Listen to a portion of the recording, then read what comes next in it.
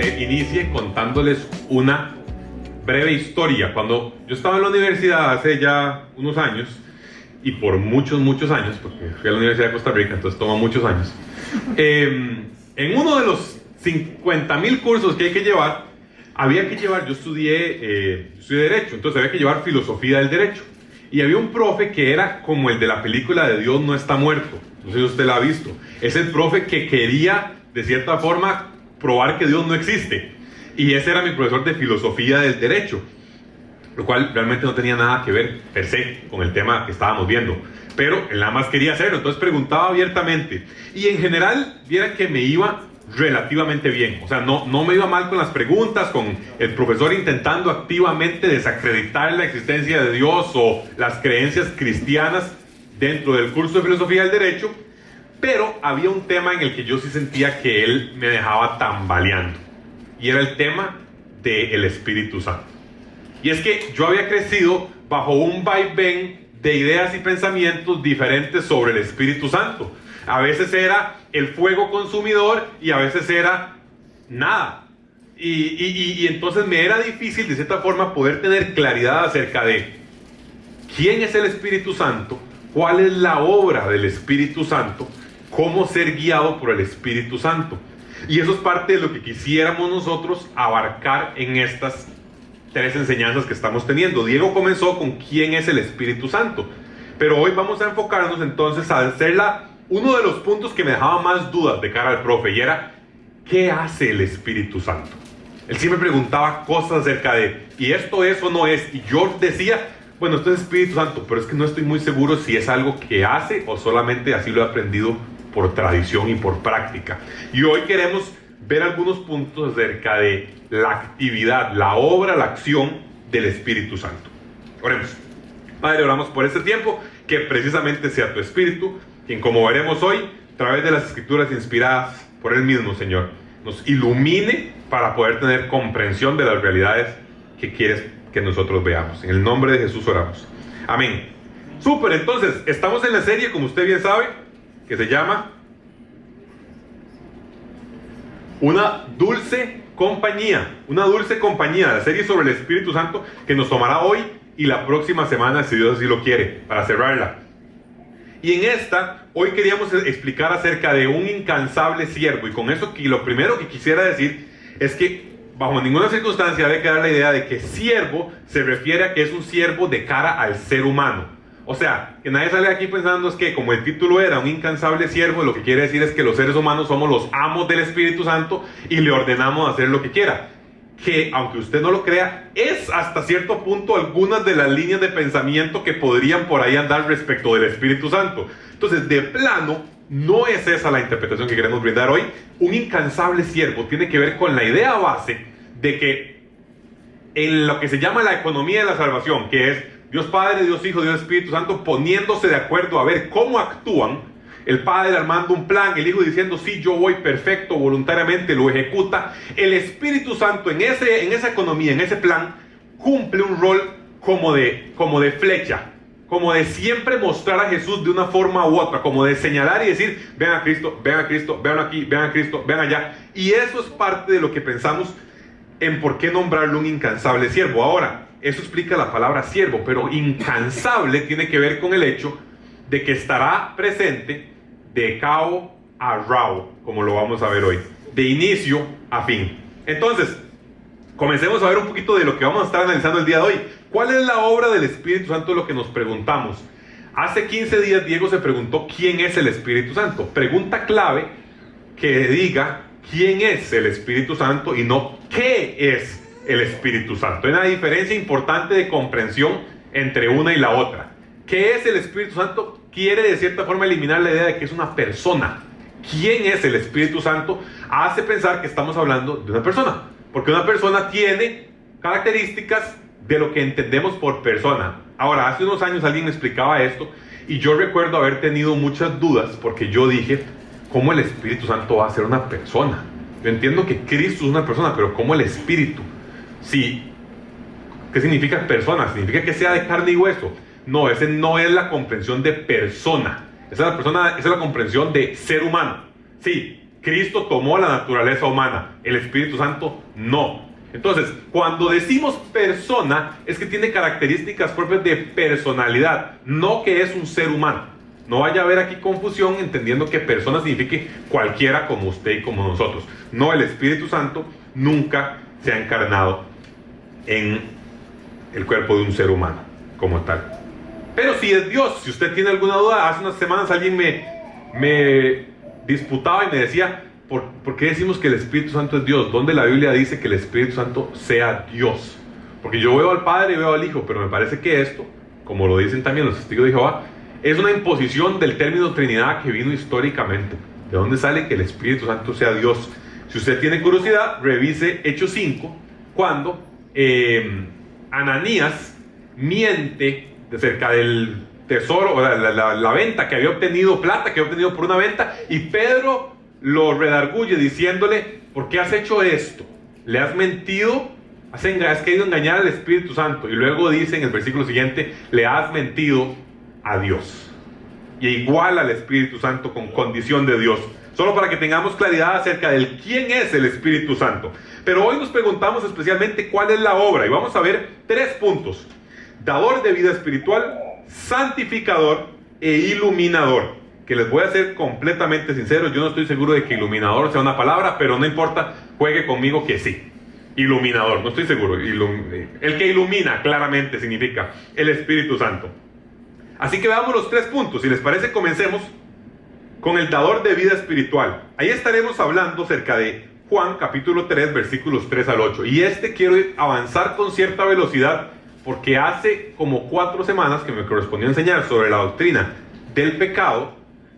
Hicimos cierto énfasis acerca de lo que hoy llamaremos regeneración, acerca del Espíritu Santo dando vida espiritual a las personas. Entonces, si usted quisiera profundizar, puede también retomar esa enseñanza que se llamó La Única Salida, en la cual hablamos acerca de cómo el Espíritu Santo es el encargado de manera soberana de dar vida a los seres muertos que somos todos en nuestro estado natural. Dador de vida espiritual, queremos entender básicamente que el Espíritu Santo es el encargado de regenerar a las personas. Ahora, cuando me corresponde enseñar, hace 4 semanas, utilizaba la palabra regeneración y alguien por ahí, yo dije, hey, por favor díganme si alguien tiene preguntas. Alguien levantó la mano, no en ese momento, después, y me dijo muy atinadamente, es que no definiste con claridad qué es regeneración. Y tengo que decir que dependiendo de lo que usted entienda por regeneración, cambia completamente lo que estábamos enseñando en un momento u otro. Para pasar de algo que considero es la enseñanza bíblica a una atrocidad teológica.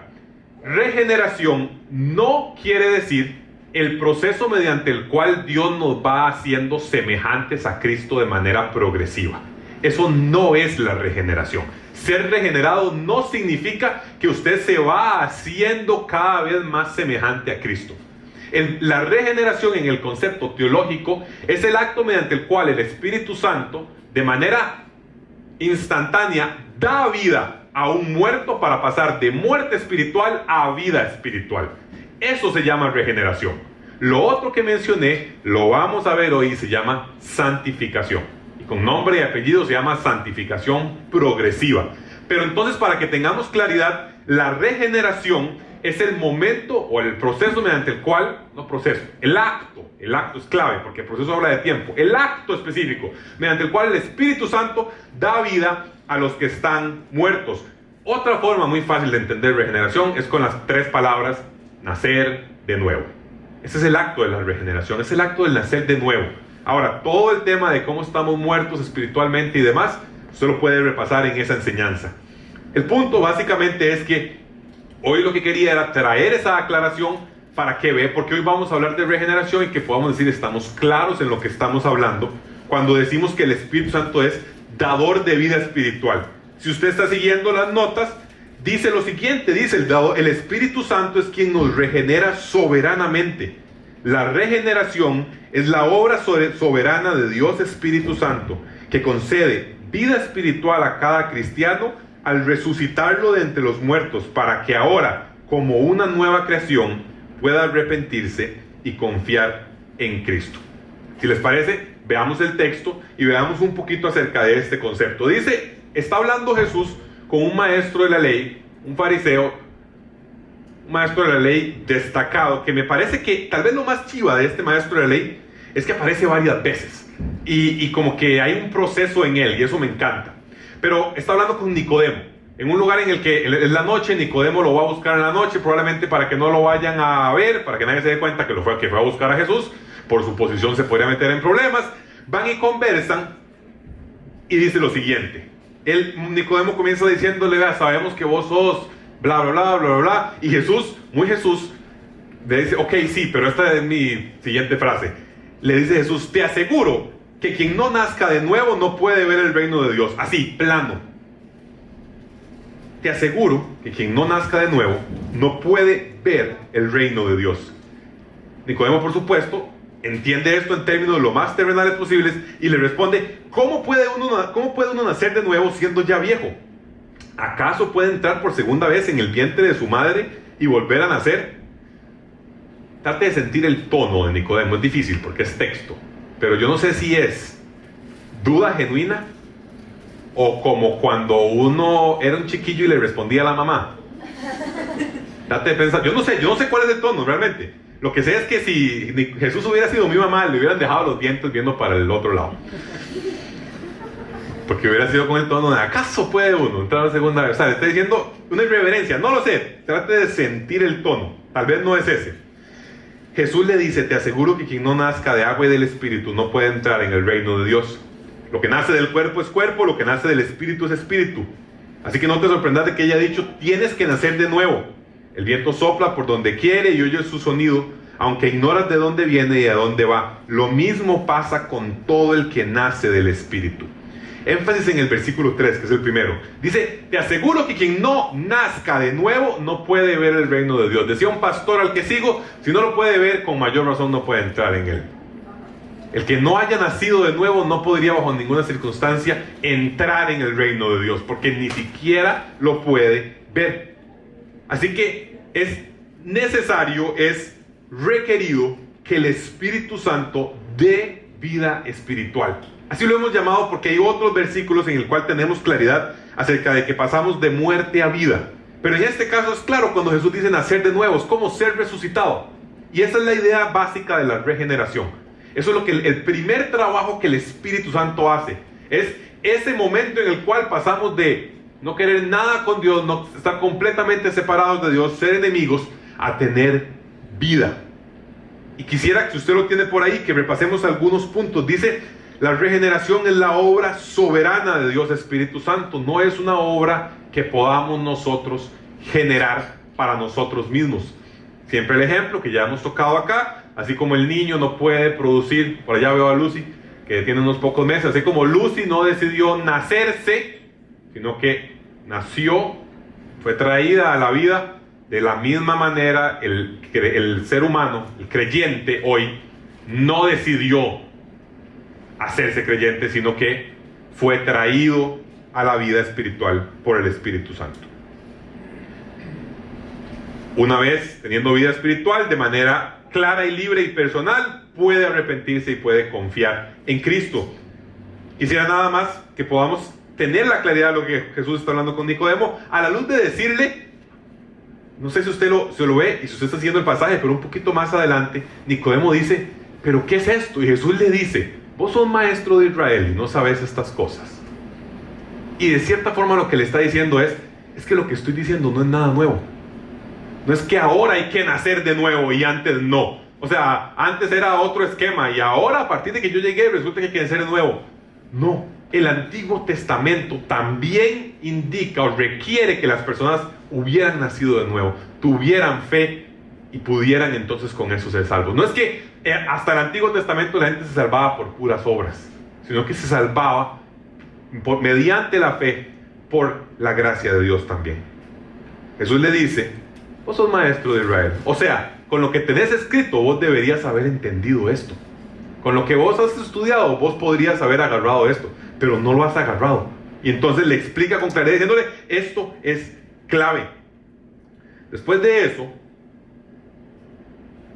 Pablo, en la segunda carta a los Corintios, les está hablando acerca de cuál es la situación de las personas a quienes se les predica. Y está haciendo una cierta aclaración acerca de este punto, de cómo es que es dador de vida espiritual.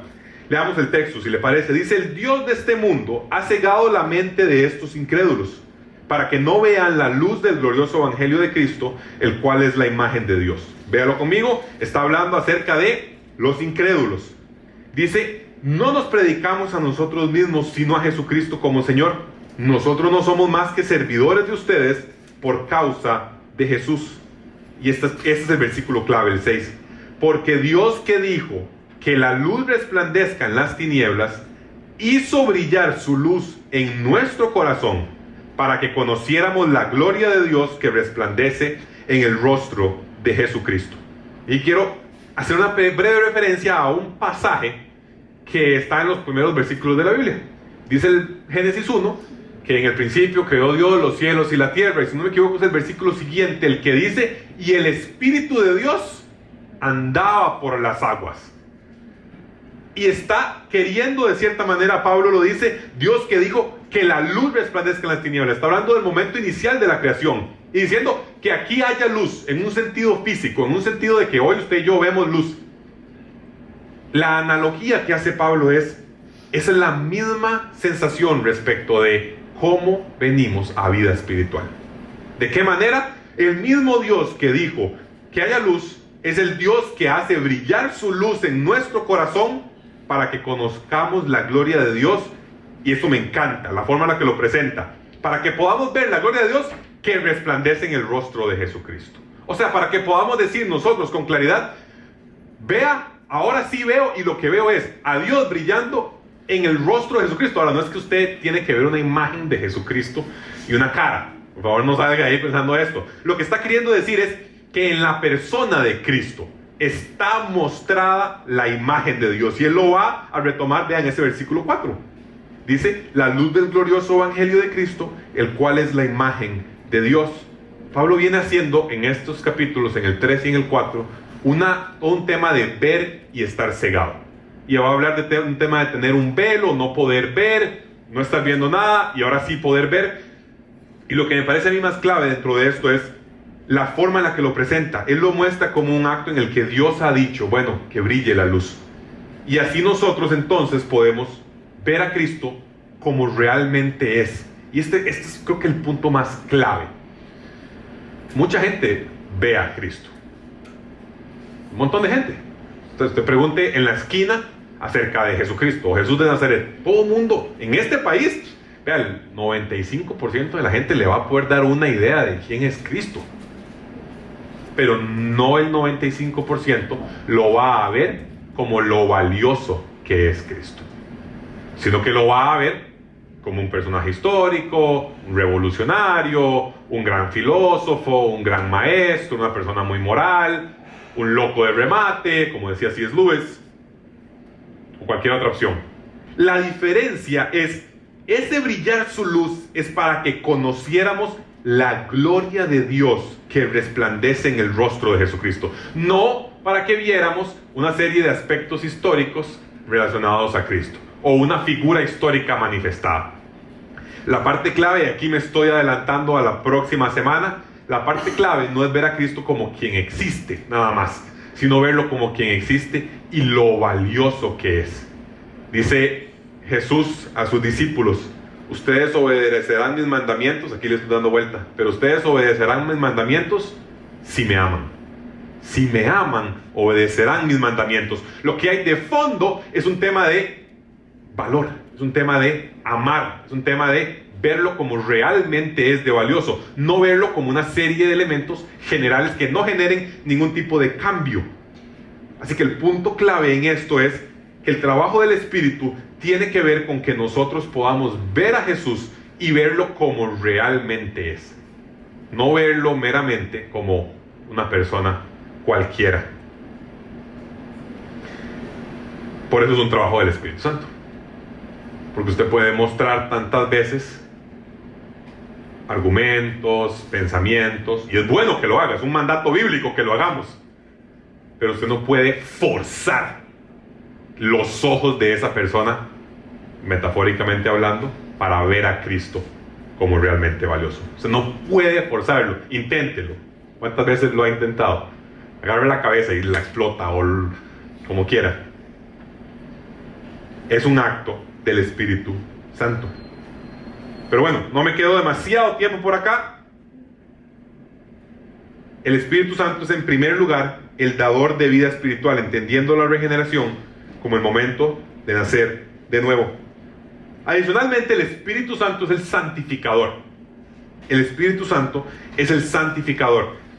Antitos del pasaje que acabamos de leer, Pablo viene hablando, como les digo, del tema del velo. Y de hecho está hablando de los judíos, diciendo, ellos todavía ven como tener un velo adelante. Piensa un velo como, no sé, un trapo ahí medio transparente. Eso es un velo, ¿verdad? Entonces trate de ver con ese velo. Yo no he usado claramente eso. Entiendo que todavía algunas mujeres lo usan cuando se casan, ¿no? Como esa, yo no sé si alguien lo usó aquí, pero no sé cómo se ve. Me imagino que usted ve así como distorsionado. O sea, como que le cuesta ver. Esta es un poco la intención que Pablo está queriendo dar a entender con cómo los judíos estaban viendo. En el sentido de decir que ellos todavía no ven con claridad. De hecho, Pablo va a decir expresamente, y si quieren leámoslos, que están embotados. Dice, la mente de ellos se embotó, de modo que hasta el día de hoy tienen puesto el mismo velo al leer el antiguo pacto. Pacto es otra palabra para testamento. El velo no les ha sido quitado porque solo se quita en Cristo. Misma idea de que la manera de poder verlo con claridad es quitándolo en Cristo. Aquí casi que todavía estamos hablando del concepto anterior, parte número 1 de un poco de lo que hace el Espíritu Santo.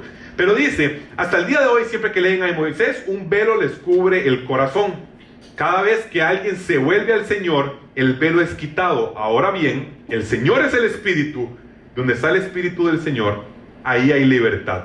Y vea este pasaje, qué interesante, de cómo dice que nosotros somos transformados. Dice, así todos nosotros, que con el rostro descubierto reflejamos como en un espejo la gloria del Señor, somos transformados a su semejanza con más y más gloria por la acción del Señor, que es el Espíritu.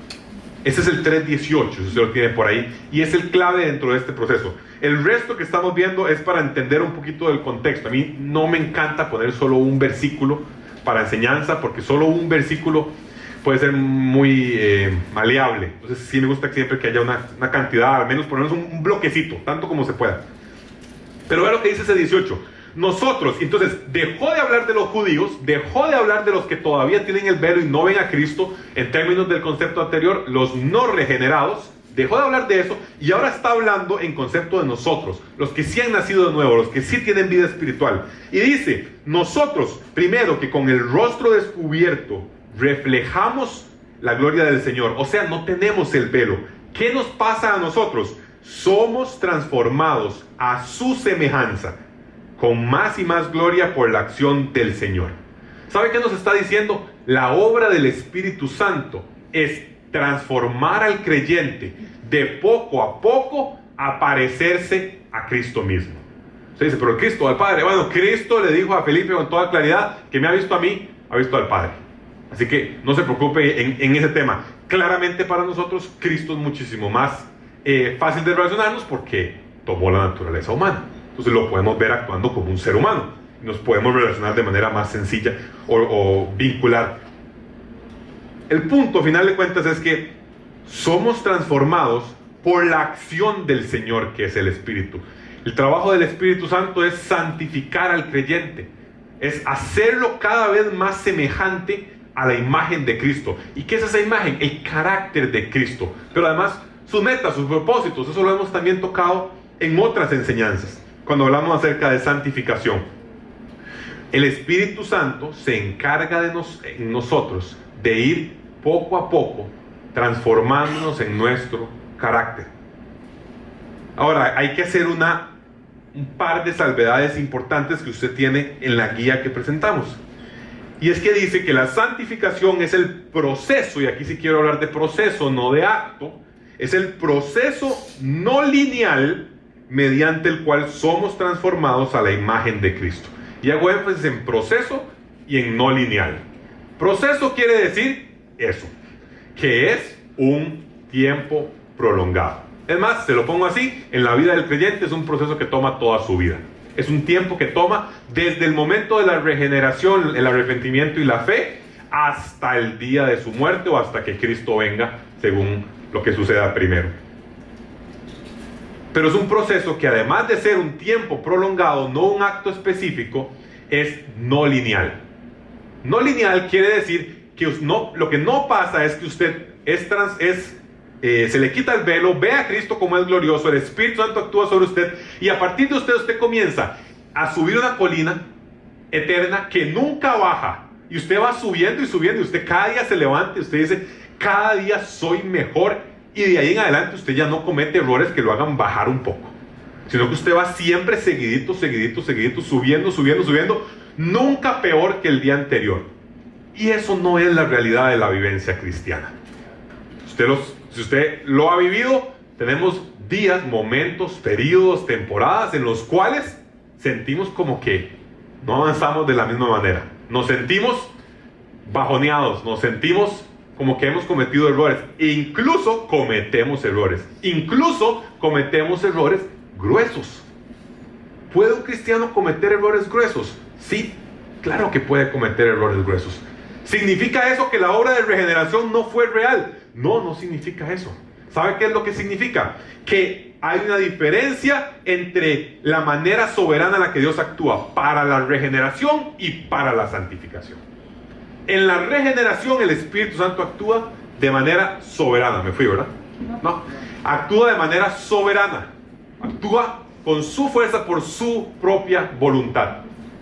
En la santificación, el hombre, el ser humano y el Espíritu de Dios están ambos trabajando.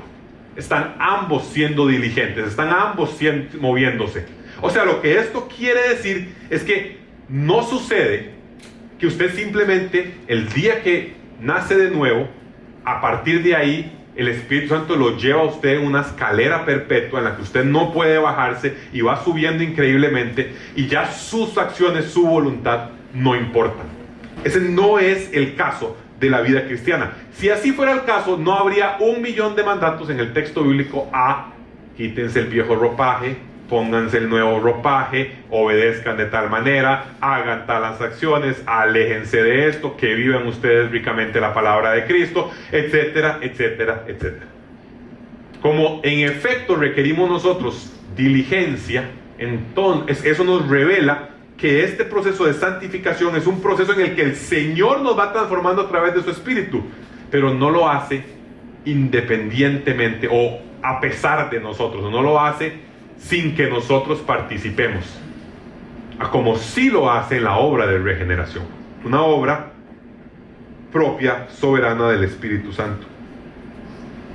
Al ser un proceso, el Espíritu Santo, dice acá, lo va realizando a lo largo de nuestras vidas. Sin embargo, ningún creyente será perfeccionado en esta vida natural.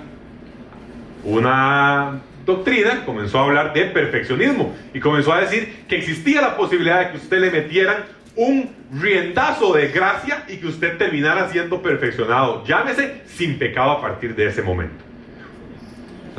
Principalmente representado por alguien que se llamó John Wesley. Y eso se llama perfeccionismo. Sin embargo, si usted ve el texto bíblico, el momento en el cual nos es prometido la ausencia de pecado es para un tiempo que se llama la glorificación, que es uno de los tres movimientos grandes que puede hacer el Espíritu Santo: regenerarnos, santificarnos y en algún momento glorificarnos. Pero eso llegará cuando Cristo venga o cuando usted y yo fallezcamos posterior a eso. Pero no llegará en esta vida. Ninguno de nosotros va a dejar de pecar, va a ser sin pecado, va a ser sin hierro mientras estemos en esta carne, en este pellejo. El Espíritu Santo se encarga de irnos trabajando, de irnos santificando. ¿De qué manera nos santifica el Espíritu Santo? ¿Cómo es que el Espíritu Santo nos santifica? Yo no me voy a sentar aquí a decirle qué pasa físicamente en usted. Le toca el hígado, bueno, no sé dónde está el hígado. Bueno, le toca el hígado donde quiera que esté. y le toca el vaso y le jala el dedo del pie y usted dice, santificación llegó a mí. No, es un proceso espiritual, no un proceso físico de santificación. No es que el cuerpo no importe, lo que digo es que el proceso es espiritual como tal.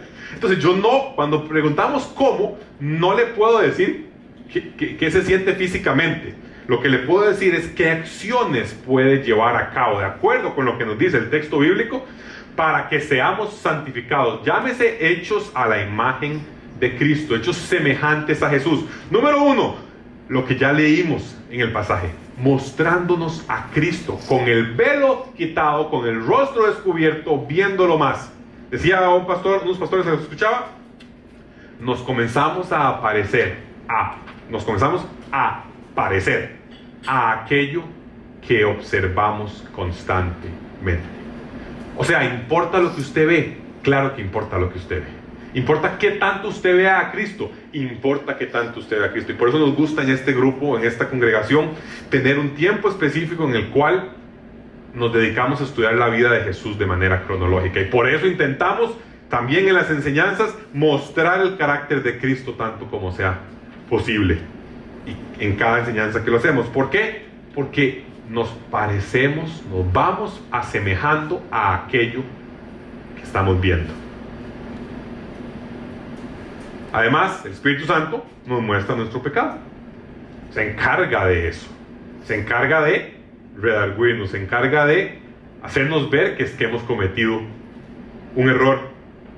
Y por último, el Espíritu Santo nos santifica mediante las Escrituras. Porque, sorpresa, sorpresa, Él mismo las inspiró. Entonces, el Espíritu Santo y las Escrituras son muy buenos amigos. Van muy de la mano. Actúan muy en conjunto. Porque el texto inspirado es lo que el mismo Espíritu después utiliza para revelarnos, para iluminarnos acerca de los puntos que debamos ver. Veamos un pequeño punto acerca de cómo nos santifica, mostrándonos a Cristo. Jesús le decía en Juan 16 a sus discípulos, este es el pasaje que Diego enseñó, o el momento temporal que Diego enseñó.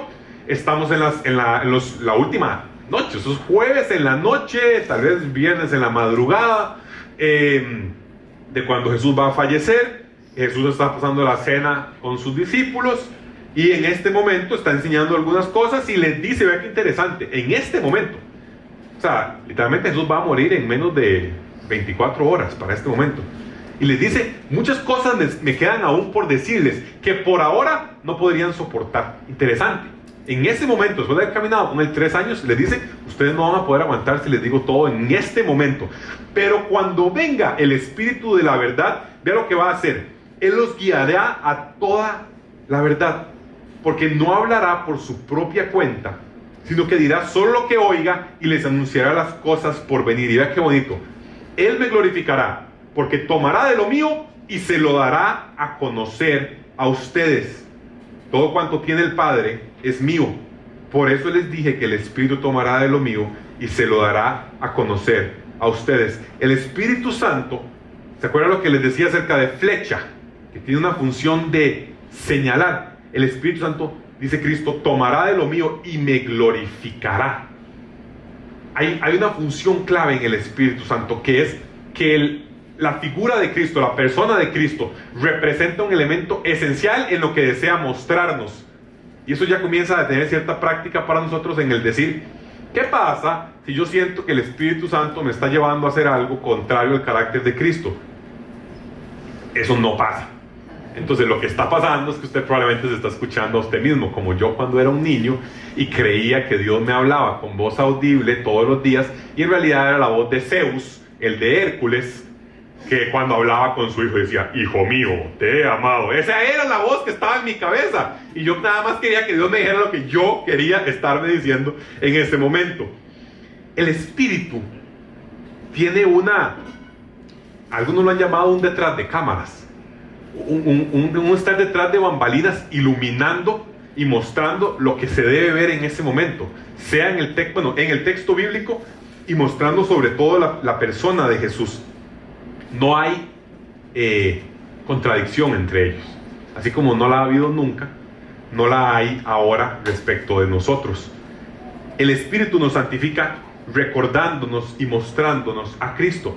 Y lo hace a través de la palabra de verdad. Cristo está orando un capítulo después de este, no lo tengo por aquí, pero el famoso Juan 17:17, que Jesús está orando por sus discípulos y les dice: Señor, santifícalos en tu verdad, tu palabra es la verdad.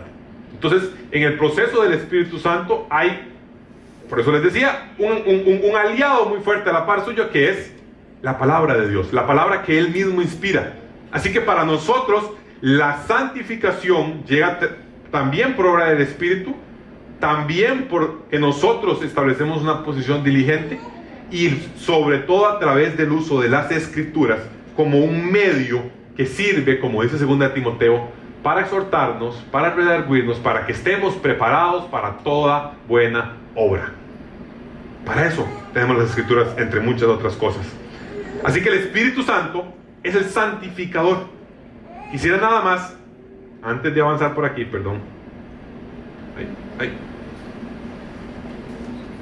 un par de puntos que me parecen esenciales acerca de, cuando hablamos de santificación, sobre todo a la luz de regeneración de manera soberana, comienzan a salir una serie de preguntas, sobre todo en temas de muchas veces para los pastores de congregaciones también salen preguntas, porque dicen: si yo enseño que esto de nacer de nuevo es un acto soberano de Dios, la gente se va a descarrilar. Si yo enseño que la gente puede tener seguridad de salvación, la gente se va a descarrilar. Y hay un cierto temor, tal vez en pastores o en general en las personas, de que yo necesito poner algunas otras cosas que hacer para que la gente no se relaje y se deje ir. Y quisiera hablar de dos esquemas, 4 elementos que son clave precisar respecto de la santificación, para no malentender, para no tener una mala comprensión del acto de la regeneración soberano y de la santificación en conjunto. Usted lo tiene por ahí en la guía que presentamos. Si no, son 4 palabras, 3 de ellas sencillas, una complicada. La primera: activismo y quietismo. Surgió una doctrina que decía que en el proceso de santificación usted debía ser activista, o sea, usted debía estar ligado al activismo. Llámese que usted tenía que darle con todo en sus propias fuerzas y a partir de ahí ser santificado. O sea, que Dios lo salvó, lo puso en el mar y le dijo suerte y lo mandó para allá. Eso se llama activismo. Ya ven que no es lo mismo que estar activo en el trabajo de la santificación. Son 2 cosas diferentes. El activismo es ese que piensa que me corresponde todo a mí en el proceso de la santificación. Y tengo que decir que ese, de paso, era una perspectiva personal. Yo entendí primero el concepto de la regeneración, de la justificación por fe, mediante la fe, pero después me costó entender la santificación en un proceso en el que no me tocaba solo a mí. Porque yo decía: Dios, esto de ser salvo, sí, pero después la vida, ¿qué pasa? O sea, ¿cómo continúa después? ¿Cómo se cambia el carácter? Una visión activista. De cierta forma pensaba que era yo. Y por el otro lado, resulta que se desarrolló también una doctrina que se llamaba, creo que el siglo XVII, unos franceses, que se llamaba quietismo. Y era, por supuesto, estar quieto. Esa doctrina lo que decía era que cuando Dios lo salvó, usted se monta en ese carrito de ruedas y Dios lo lleva. Y usted avanza. Y usted va y déjese llevar porque Dios hace todo el proceso. Esa entonces lo que hacía era eliminaba todo vínculo del ser humano, toda diligencia del ser humano en el proceso de santificación. Ni una ni la otra. Ni nos corresponde a nosotros como seres humanos generar toda la santificación en nosotros porque el Espíritu actúa en nosotros, ni le corresponde solamente al Espíritu de Dios y usted se sienta, pone Netflix a las 8 de la mañana y se levanta a las 10 p.m. y dice: bueno, Dios me santificó de alguna manera, y no tiene ninguno de los medios de gracia que utilizamos nosotros, como la oración, como la comunidad, como el estudio de las Escrituras. Activismo y quietismo, me parece que es ¿Se entiende? Sí, parece que es relativamente sencillo de entender. La otra tenía que ver con el legalismo y algo que se llamó el antinomismo. Voy a ir primero por el legalismo. El legalismo es, creo que la palabra más comprendida, si usted tiene cierto tiempo en círculos, sobre todo evangélicos. El legalismo tiene que ver con legislar lo que Dios ha dejado libre. El legalismo básicamente es poner reglas ahí donde Dios no habló. Entonces es, por ejemplo, reglas como que los cristianos no pueden bailar salsa. No hay indicación en el texto bíblico de que usted no pueda bailar salsa, especialmente con su esposa, especialmente en una boda de su hermano, ¿no? Ahora, por supuesto, cualquier acción que mencionemos, siempre alguien me puede decir, pero es que ¿qué pasa si es bailar salsa en un antro de perdición? Bueno, sí, hay un tema de sabiduría que siempre va a estar disponible y que siempre va a ser necesario vincular, ¿ok? Pero ha habido también muchas tendencias, y es probable que muchos de nosotros hayamos pasado por ahí, de legislar lo que Dios dejó, donde Dios dejó libertad. Y esa, muchas veces, la sensación que está detrás es, necesitamos controlarnos o controlarlos. Y necesitamos de alguna manera poner reglas, porque los seres humanos sin reglas no las logramos, entonces hay que vivir por reglas. Y esos esquemas legalistas lo que generan es, primero, una falsa idea de justicia, porque yo cumplo un montón de reglas que Dios no está pidiendo. O una sensación de que vivo amarrado.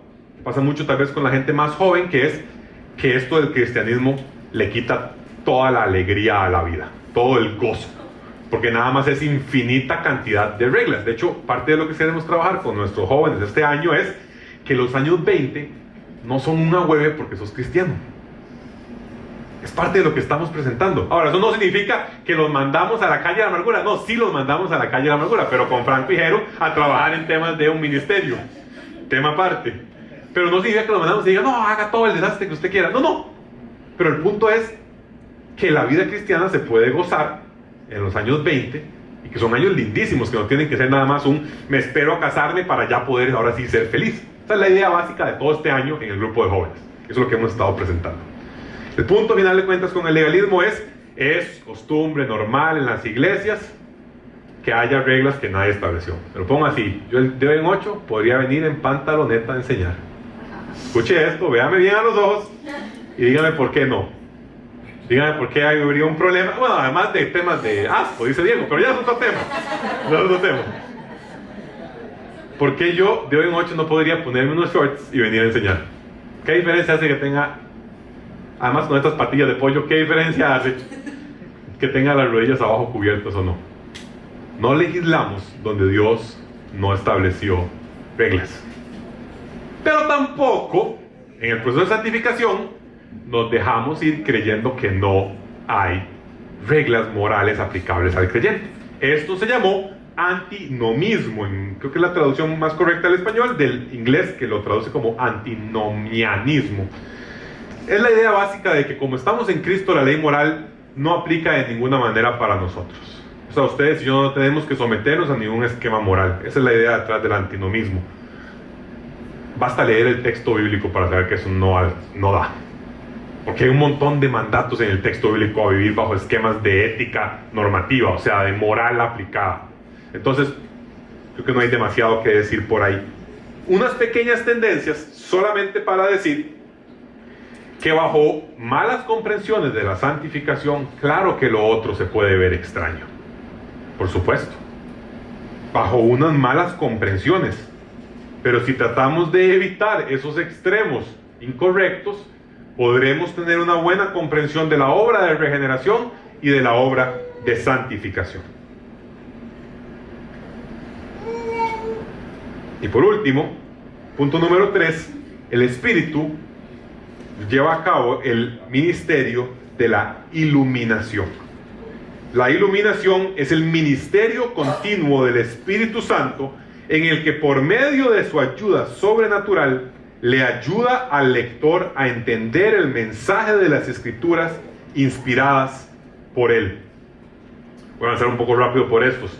La idea básica que está detrás es que el Espíritu no solo inspiró las Escrituras, Sino que de nuevo, una vez más, Dios no nos dice, tome el librito, vaya a ver cómo le va. Sino que nos dice, tome el librito y yo también le ayudo en el proceso de comprensión. ¿A través de quién? A través del Espíritu Santo. Que Pablo, hablando de no creyentes en 1 Corintios 2, hace una referencia a lo que el Espíritu hace para nosotros, los sí creyentes. Dice que nos ha revelado por medio de su Espíritu que examina todo hasta las profundidades de Dios. Dice, ¿quién conoce los pensamientos del ser humano? Sino su propio Espíritu que está en él. Así, nadie conoce los pensamientos de Dios, sino el Espíritu de Dios. Nosotros no hemos recibido el Espíritu del mundo, sino el Espíritu que procede de Dios, para que entendamos lo que por su gracia Él nos ha concedido. Esto es precisamente de lo que hablamos, no con las palabras que enseña la sabiduría humana, sino con las que enseña el Espíritu, explicando lo espiritual en términos espirituales. Por ahí hay un artículo que les dejé, pues si alguien quiere leerlo durante la semana, que tiene que ver con el proceso de la iluminación, que es cómo el Espíritu nos ayuda a comprender las Escrituras. Ahora usted dice, pero suave, ¿qué pasa con eso? O sea, usted lee las Escrituras, usted siempre entiende, y si no, no tengo el Espíritu Santo. No, ese definitivamente no es el caso. Muchos hemos leído las Escrituras, terminar de leer el capítulo y decir, ¿qué? ¿Y eso qué es? O sea, ¿qué acabo de leer? No entendí nada. A mí me pasa mucho con las respuestas de Jesús. No sus preguntas, sus respuestas. Es como, ¿por qué no podía nada más decir sí o no? Le llegan a preguntar algo y responde allá, sí o no. Yo sería uno de los apóstoles diciéndole, no entendemos nada. Y Jesús me diría, hombre de poca fe. Hemos recibido del Espíritu de Dios para que entendamos lo que por su gracia Él nos ha concedido. Ahora, ¿cómo sabemos que lo que tenemos hoy es del Espíritu? Bueno, el texto en 2 de Pedro nos dice, 2 de Pedro que está próximo a comenzar en esta congregación, si Dios quiere, en este mes. Ante todo, tenga muy presente que ninguna profecía de la Escritura surge de la interpretación particular de nadie, porque la profecía no ha tenido su origen en la voluntad humana, sino que los profetas hablaron de parte de Dios, impulsados por el Espíritu Santo. El texto bíblico que tenemos, las escrituras que tenemos hoy en día, las consideramos y las creemos impulsadas, inspiradas por el Espíritu Santo. Así, cuando el Espíritu lo que hace es guiarnos en el proceso de comprender, no es un proceso de nuestro mero intelecto. Usted no se sienta a leer las escrituras solo con su cabeza, sino que tiene ayuda en el proceso. Que si esa ayuda siempre le da claridad, ya hablamos de eso probablemente, o sea, no es el caso, o al menos de que ustedes sí lo vivan, yo no lo vivo. Pero sin duda muchas cosas que sí logramos comprender vienen ayudadas por el mismo Espíritu. Va a ser una última precisión en respecto de iluminador. Y es que la palabra que estoy usando no es revelador, y es intencionalmente. La revelación de Dios, lo vamos a tocar en el próximo podcast, la revelación de Dios vino a través del texto bíblico que tenemos como revelación especial, y hoy no necesitamos más revelación de Dios. Lo que nos fue revelado ha sido revelado de manera máxima en Cristo, explicado en las Escrituras, pero no requerimos revelación adicional de parte de Dios. O sea, usted no necesita pedirle a Dios que le revele 3 y 4 cosas. Usted lo que necesita es pedirle que a partir de la sabiduría, a partir del texto bíblico y de la ayuda del Espíritu Santo, usted pueda tomar buenas decisiones, buenas ideas. ¿Sabe por qué no necesitamos más revelación? Si hubiera más revelación, necesitaríamos agarrar este libro y pegarle unas hojitas blancas al final y comenzar a escribir todo lo que le va revelando a Gabo, y luego a Dani, y luego a Winston, y luego a Dani. Y ese se nos haría imposible de completar. El canon bíblico fue cerrado y con él la revelación de Dios está completa. Nosotros necesitamos comprender, pedir sabiduría para poder vivir las Escrituras, no para tener más revelación. ¿Tiene dudas al respecto?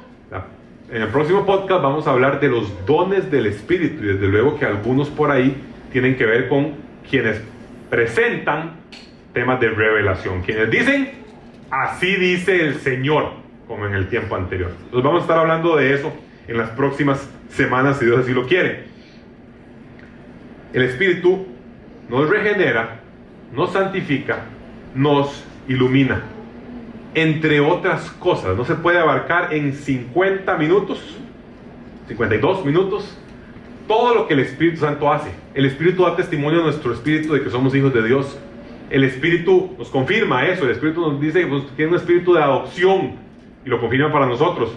El Espíritu hace otro montón de cosas. El Espíritu elige, el Espíritu glorifica. Temas que vimos por ahí. No estamos pretendiendo jamás abarcarlo todos en una sola sentada.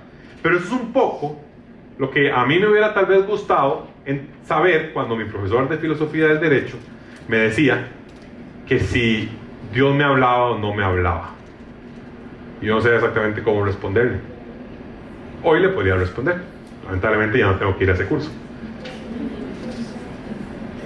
Pero ese tipo de cosas, yo decía, sí, es que eso está dentro de lo que yo sé que sería el Espíritu Santo, pero no estaba claro acerca de qué manera actúa el Espíritu Santo de acuerdo con lo que las Escrituras nos dicen que hace para este tiempo en la historia, o todas las precisiones.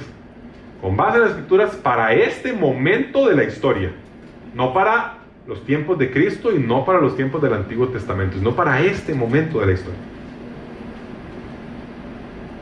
Habiendo dicho todas estas cosas, permítame decir una serie de aplicaciones que podamos llevarnos a la casa. La primera y más importante creo que es un paracleto, que es alguien que fue llamado a estar a la par. Llamado cletos, llamado para a la par, como el paramédico o el paramilitar o la institución paraeclesial, que fue llamado a estar a la par, que está presente en todo el proceso. Cuando yo estaba chiquillo iba a almorzar donde mi abuela, a veces, y mi abuela católica, tenía un individual que era una imagen de alguien que iba caminando con doble huella en la playa, y de la nada solo se veían dos, huellas, ¿verdad? Solo dos. Y el mensaje que decía era, le preguntaba a Dios, estos son mis momentos más duros, ¿dónde estabas en ese momento? Y el mensaje era, es que cuando estaban en los más duros, yo te cargué. Hoy pensaba en eso y dije, bueno, tal vez no es la mejor teología, pero sí me hizo pensar que el Espíritu de Dios está con nosotros en todo el proceso.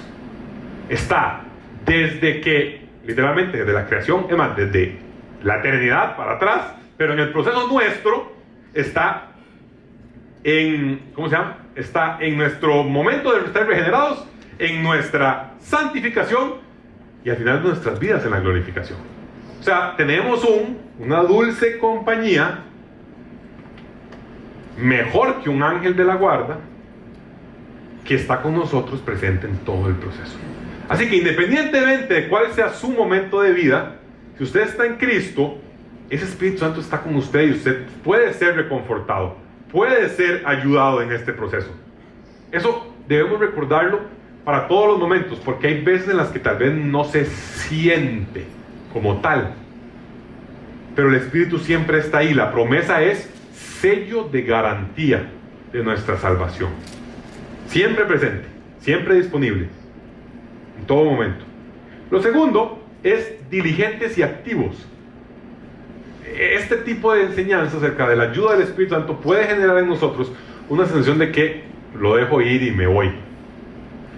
Yo por acá les he contado una lucha personal que es las mañanas, la primera hora de la mañana. Desde que me despierto a las 10 de la mañana, no estoy vacilando. Desde que me despierto en, 6:30, por ahí, la primera hora es una lucha de mi vida. Porque yo lo primero que quiero hacer es agarrar el celular y ver qué pasó. Que usualmente es nada, pero yo quiero ver qué pasó. Y ver si hay WhatsApp, y ver si LinkedIn tiene tal cosa, si me dieron algo o lo que sea, una publicación interesante, o ver si llegaron correos del banco diciendo algo. Y es una lucha. Yo lo siento como una lucha porque realmente sí me cambia mi día drásticamente. Y lo cierto es que en las últimas semanas la lucha la había perdido. En el sentido de que me levanto en la mañana, mi esposa usualmente duerme unos minutos más que yo, y entonces yo la veo, cojo el celular que está del lado de ella y me voy para la sala a sentarme a ver el celular. Y lo que pasa es que siempre quiero leer la Biblia. Se los prometo que en el profundo de mi corazón yo quiero, pero luego llega una notificación y ya se me fue. Y cuando me doy cuenta, son las 8, no me he bañado, tengo que comenzar a trabajar y simplemente se me fue el rato inicial de la mañana viendo de verdad cualquier tontera. O sea, que encontraron una moneda nueva en Jerusalén que prueba algo del siglo 7 antes de Cristo. Yo, wow, esa es información que necesito en este momento. Porque así funciona mi cabeza. Yo no sé si esa es su lucha o no, pero en mi caso, eso me cambia el día, porque primero, si pasó esto, estoy mucho más ansioso, buscando siempre información, buscando siempre tener algo. Y además, no inicié mi día leyendo el texto bíblico, descansando en la palabra, sino que inicié mi día preocupado. Y lo pensaba respecto de diligentes y activos. Hace unos días entonces me llega una notificación de un artículo en LinkedIn que habla de lo malo que es eso, no solo para su vida espiritual, porque no hablaba de vida espiritual, para su trabajo. Decía, es matador. Durante su día de trabajo usted está pensando, usted tuvo un riendazo de dopamina al puro inicio del día y luego usted lo quiere buscar en algún otro momento del día y no lo logra conseguir. Y dije, no. Entonces hice un cambio. Dejé de intentar vacilarme diciendo que yo iba a leer el texto en este aparato y lo cambié por este aparato, al que no le llegan notificaciones. Así de sencillo. Y lo he visto cambiado en 3-4 días y me ha generado una mejora en el esquema general del día. Lo digo todo esto porque realmente la santificación es un proceso en el que el Señor nos llama a también tomar acción. Dependiendo de Él, tomar acción. Confiando en Él, tomar acción. Yo no sé cuál es su esquema de día o su esquema de esta lucha que esté pasando, pero lo motivo en la que sea que tenga a que tome acción, que hable con la persona correspondiente, a que llame a quien tenga que llamar, a que quite lo que tenga que quitar, a que deje el celular de lado en la mañana y tome la Biblia, o lo que sea que corresponda en su propia vida.